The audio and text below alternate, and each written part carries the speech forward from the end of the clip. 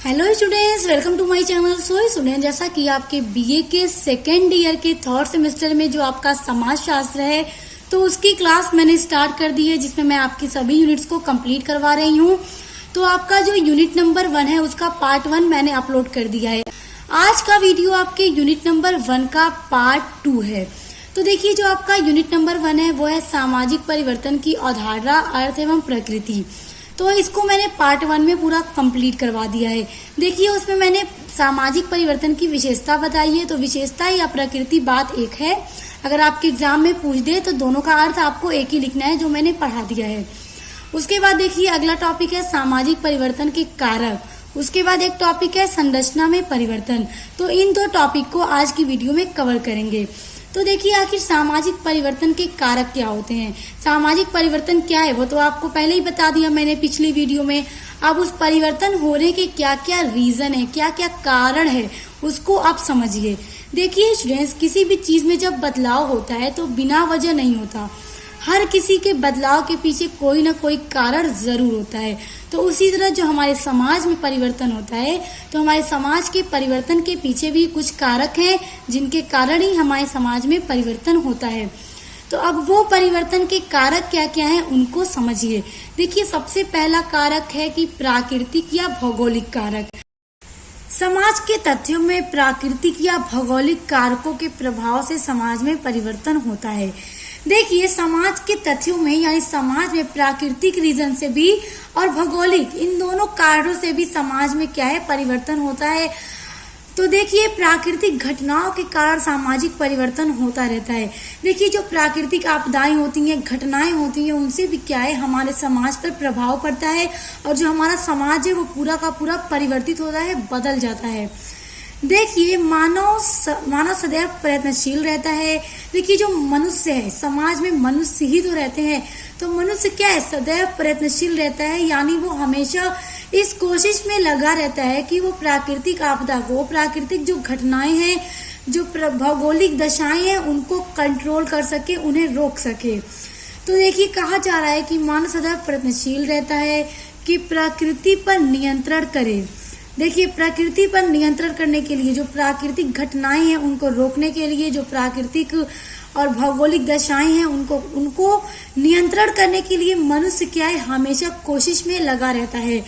लेकिन ज्ञान विज्ञान की विधि के बाद भी मानव प्राकृतिक और भौगोलिक घटनाओं पर पूर्ण नियंत्रण न कर पाया।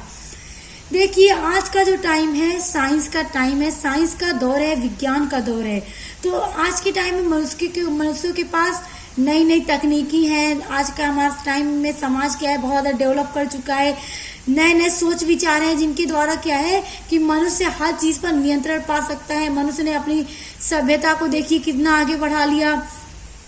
इन सब के बावजूद भी मनुष्य क्या है कि प्राकृतिक जो घटनाएं हैं और भौगोलिक जो दशाएं हैं उन पर पूरा नियंत्रण नहीं बना पाया। इसी कारण क्या है कि जब ये आपदाएं आती हैं तो हमारा पूरा समाज को बदल कर रख देती हैं। इसके फलस्वरूप प्राकृतिक व भौगोलिक घटनाएं अपने विकराल स्वरूप और क्रूर घटनाओं के द्वारा मानव समाज की विभिन्न योजनाओं के तहस नहस करके समाज को परिवर्तित करती रहती हैं।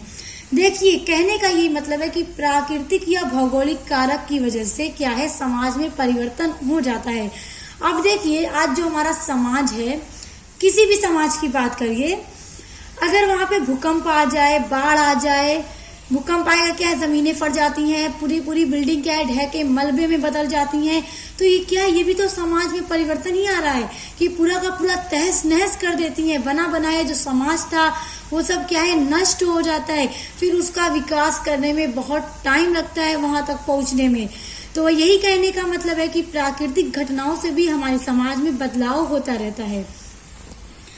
अब देखिए, दूसरा है जनसंख्यात्मक कारक, यानी जनसंख्या के कारण भी समाज में परिवर्तन होता रहता है। जनसंख्यात्मक कारकों द्वारा भी सामाजिक परिवर्तन होता है। यानी जनसंख्या जब बढ़ती घटती है तो इससे भी क्या है, समाज में परिवर्तन होता रहता है। जनसंख्या का आकार, प्रकार, घनत्व का उतार चढ़ाव, जनसंख्या की गतिशीलता, बनावट, तथा वितरण समाज में परिवर्तन लाते रहते हैं।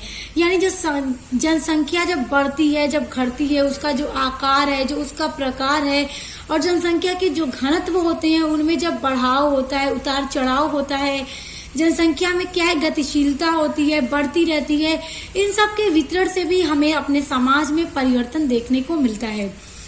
देखिए, जन्म दर की वृद्धि के कारण जनसंख्या में अत्यधिक वृद्धि होती है। देखिए, जब जन्म दर जैसे जैसे बढ़ता जाएगा वैसे वैसे क्या है किसी भी समाज की जनसंख्या बढ़ती चली जाएगी।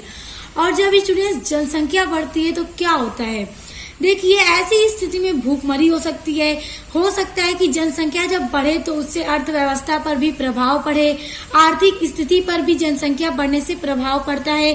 अगर आर्थिक स्थिति उतनी अच्छी नहीं होगी तो ज्यादा लोगों को कहाँ से अनाज मिल पाएंगे, खाद्यान्न चीजें कहाँ से मिल पाएंगी, तो उन सब की पूर्ति नहीं हो पाएगी। अब जनसंख्या के हिसाब से अगर वो सारी चीजें कम होगी तो सभी को भोजन नहीं मिल पाएगा, जिससे भूखमरी होती है, भिक्षावृत्ति होती है, यानी लोग गरीब हो जाते हैं, निर्धनता आ जाती है, गरीबी आ जाती है।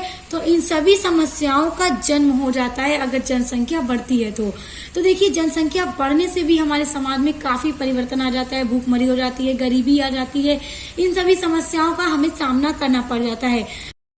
तो देखिए जनसंख्या के कारण भी क्या है, समाज में हमें परिवर्तन देखने को मिलता है। अब देखिए सामाजिक परिवर्तन का तीसरा कारक क्या है, तीसरा है सांस्कृतिक कारक। संस्कृति के अंतर्गत धर्म, विचार, नैतिक विश्वास, आचार, प्रथाएं, परंपराएं, संस्थाओं को सम्मिलित किया जाता है। देखिए संस्कृति के अंदर क्या किया जाता है शामिल, कि जो धर्म है, विचार है, लोगों का जो नैतिकता है, भरोसा है, आचार, प्रथाएं, परंपराएं, संस्थाएं, इन सभी चीजों को हम अपने कल्चर के अंदर शामिल करते हैं कि ये सभी चीजें मिलके क्या है संस्कृति बनाती हैं। तो इनसे भी समाज में परिवर्तन आता है। अगर इन चीजों में बदलाव देखा जाए तो हमें समाज में भी बदलाव देखने को मिलेगा। तो ये भी क्या है कि एक तरह का कारण ही है हमारे समाज को बदलने का, परिवर्तन करने का। इन विभिन्न सांस्कृतिक तथ्यों में परिवर्तन होने के कारण सामाजिक परिवर्तन होता है। अब देखिए ये जो सभी तथ्य हैं, अगर लोगों के विचार में थोड़ा बदलाव आ जाए, समाज में जितनी भी संस्कृति के अंदर शामिल किए गए तथ्य हैं जैसे धर्म, विचार, नैतिकता, विश्वास, इन सभी चीजों में अगर बदलाव आ जाए तो लोगों के अंदर हमें जब बदलाव नजर आएगा, हमारे समाज में जो संस्कृति है, जो कल्चर है, जब उसमें हमें बदलाव आएगा तो ये क्या है, हमारा समाज क्या है बदल रहा है। धीरे धीरे हमारे समाज में क्या है परिवर्तन हो रहा है, क्योंकि संस्कृति के कारण भी समाज परिवर्तित होता रहता है। इस प्रकार सामाजिक परिवर्तन में सांस्कृतिक तत्वों की प्रमुख भूमिका होती है। यानी इस तरह से हम ये कह सकते हैं कि हमारा जो समाज में परिवर्तन होता है तो सामाजिक परिवर्तन में सांस्कृतिक भी एक प्रमुख भूमिका निभाता है हमारे समाज के परिवर्तन करने में। अगर सांस्कृतिक के इन सभी तत्वों में हमें बदलाव नजर आएगा तो क्या है कि ये भी एक कारण बनता है हमारे समाज को परिवर्तन करने में। तो आई होप आपको ये सभी तीन कारक अच्छे से समझ में आ गए हो। अब आगे समझिए। अब देखिए स्टूडेंट, जो चौथा कारक है वो है आर्थिक कारक। आर्थिक का मतलब होता है कि जो हमारी फाइनेंशियल कंडीशन होती है उसके द्वारा भी क्या है कि हमारे समाज में हमें परिवर्तन देखने को मिलता है। अब देखिए आर्थिक कारक भी एक महत्वपूर्ण कारक है समाज को परिवर्तन करने में, क्योंकि फाइनेंशियल कंडीशन के द्वारा भी हमारे समाज में कि बदलाव हमें नजर आता रहता है। संसार के प्रत्येक मानव को रोजी रोटी एवं मकान की आवश्यकता होती है और इन्हें जीवन की मूलभूत आवश्यकता कहा जाता है। देखिए कहा जाता है स्टूडेंट्स कि अगर मनुष्य के पास घर न हो, मकान न हो अपना, और उसके पास 2 टाइम की रोटी खाने के लिए भी न हो तो फिर उसके पास क्या हो सकता है, क्योंकि हर मनुष्य के पास इतनी चीजें तो कम से कम अवश्य होनी चाहिए, क्योंकि इनके बिना जीवन संभव नहीं है।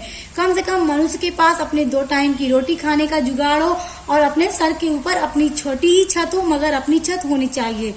इसलिए मनुष्य के लिए इन 2 चीजों को बहुत ज्यादा आवश्यक माना गया है। पहला तो मकान, दूसरा भोजन और तीसरा क्या, कपड़ा भी उतना ही आवश्यक है। इन तीनों के बिना मनुष्य का जीवन संभव नहीं है। तो देखिए प्रत्येक मानव अपनी रोजी रोटी एवं मकान की पूर्ति करने के लिए क्या करता है, बहुत सारे काम करता है, जिससे क्या है कि वो अपना पेट भर सके, अपने सर के ऊपर छत खड़ी कर सके। तो देखिए प्रत्येक व्यक्ति इन आवश्यकताओं की पूर्ति आर्थिक आधार पर करता है। आप देखिए, अगर कोई मनुष्य काम ही ना करे, बस दिन रात हाथ पैर लेकर बैठा रहे और सोचे उसे खाने को मिल जाए, पहनने को मिल जाए, घर मिल जाए, तो नहीं मिल सकता। जब तक वो थोड़ा मेहनत नहीं करेगा, वो मेहनत करेगा तभी उसे खाने पीने के लिए भोजन और पहनने के लिए कपड़े और अपने सर के ऊपर छत मिलेगी। तो ये आर्थिक आधार पर ही करता है, यानी कोई ना कोई कार्य करता है। अतः मनुष्य अपनी आर्थिक स्थिति को अच्छा बनाने के लिए कठिन से कठिन प्रयत्न करता है। आज के टाइम में अगर हम देखें तो हर मनुष्य खुद को आगे बढ़ाना चाहता है, वो अपने जीवन को, अपने लाइफ स्टाइल को बहुत ज्यादा डेवलप करना चाहता है। तो मनुष्य ने बहुत सारे रास्ते अपनाए हैं। लोग पढ़ लिख कर कोई पोस्ट पे पहुंचकर अपने आर्थिक स्थिति को अच्छा बनाना चाहते हैं, कुछ लोग बिजनेस करके। तो तरह तरह के आर्थिक कारण हैं, तो तरह तरह के बिजनेस हैं जिनके द्वारा व्यक्ति क्या है कि अपनी आर्थिक स्थिति को अच्छा बना सकता है। और आज के टाइम में हर व्यक्ति मेहनत बहुत ज्यादा करता है अपनी आर्थिक स्थिति को बेटर बनाने के लिए। और एक बात सुनिए स्टूडेंट्स, बहुत इंपॉर्टेंट है। देखिए, बहुत सारे विद्वानों का ये कहना है कि जो आर्थिक कारक होता है सबसे ज्यादा मतलब यही इफेक्ट डालता है समाज के परिवर्तन में, यानी इसी के कारण हमारे समाज में ज्यादा परिवर्तन होता है। क्योंकि मनुष्य को लिए मतलब भोजन, घर, ये सारी चीजें होना बहुत इंपॉर्टेंट है। इसलिए कुछ विद्वानों ने सामाजिक परिवर्तन में सबसे ज्यादा इसी आर्थिक कारक को क्या है महत्व दिया है कि इसी के कारण क्या है समाज में हमें परिवर्तन देखने को मिलता है। तो स्टूडेंट्स, ये सभी कारक आई होप कि आपको बहुत अच्छे से समझ में आ गए होंगे। तो आप इतने कारक अगर अच्छे से समझ गए होंगे, तो इतने कारक को आपने अच्छे से याद कर लिया, तो अगर एग्जाम में आ जाएगा तो आप इतने कारक को जरूर अच्छे से लिखिएगा, आपको बहुत अच्छे से अच्छे मार्क्स भी मिलेंगे। और स्टूडेंट्स देखिए, आपके यूनिट में सामाजिक परिवर्तन के कारक के बाद एक और टॉपिक है संरचना में परिवर्तन। संरचना में अब परिवर्तन क्या है उसको भी यहीं पर समझ लीजिए, तो आपका यूनिट नंबर 1 कंप्लीट हो जाएगा। देखिए, संरचना में परिवर्तन का ये मतलब है कि जब मैंने यूनिट नंबर 1 का पार्ट 1 अपलोड किया तो उसमें मैंने आपको बताया था कि सामाजिक परिवर्तन की क्या अवधारणा है, क्या प्रकृति है और क्या विशेषताएं हैं उसकी। तो देखिए, समाज में परिवर्तन किन किन कारणों से होता है वो भी आप समझ गए। सामाजिक परिवर्तन होता क्या है वो भी मैंने आपको पढ़ा दिया था। तो अगर आपने वो वाली वीडियो नहीं देखी है तो उसको एक बार जरूर देख लीजिएगा। तो देखिए, संरचना में परिवर्तन वही होता है कि जो हमारे समाज में पूरी तरह से बदलाव आ जाता है, जिसको हम सामाजिक परिवर्तन कहते हैं। यानी हमारे समाज के रहन सहन में, संस्कृति में, हमारे सोच विचार, हर एक चीज में परिवर्तन जब हमें दिखता है तो वही हमारे संरचना में परिवर्तन आ रहा है कि जो हमारे समाज है उसकी संरचना में परिवर्तन आ रहा है। तो उसी को संरचना में परिवर्तन कहा जाता है कि जो हमारा समाज जो था उसके संरचना पूरी तरह से बदल गई। यानी हमारा समाज जैसा था उसकी जो बनावट थी उसमें पूरी तरह से परिवर्तन आ गया, पूरी तरह से बदल गया। तो हम उसी को कहते हैं कि हमारे संरचना में परिवर्तन आ गया। हमारी जो सामाजिक संरचना है उसमें पूरी तरह से बदलाव आ चुका है, तो वही संरचना में परिवर्तन कहलाता है। तो आई होप कि आपको ये भी अच्छे से समझ में आ गया होगा। और स्टूडेंट्स, जाते जाते एक बार इस वीडियो का डिस्क्रिप्शन बॉक्स चेक कर लीजिए। मैंने उसमें यूनिट नंबर 1 के पार्ट 1 की लिंक दे दी है। आप उसको अगर पढ़ लेंगे तो आपका ये पूरा यूनिट कंप्लीट हो जाएगा और आपको बहुत अच्छे से समझ में भी आ जाएगा। तो अब मिलते हैं नेक्स्ट वीडियो के साथ।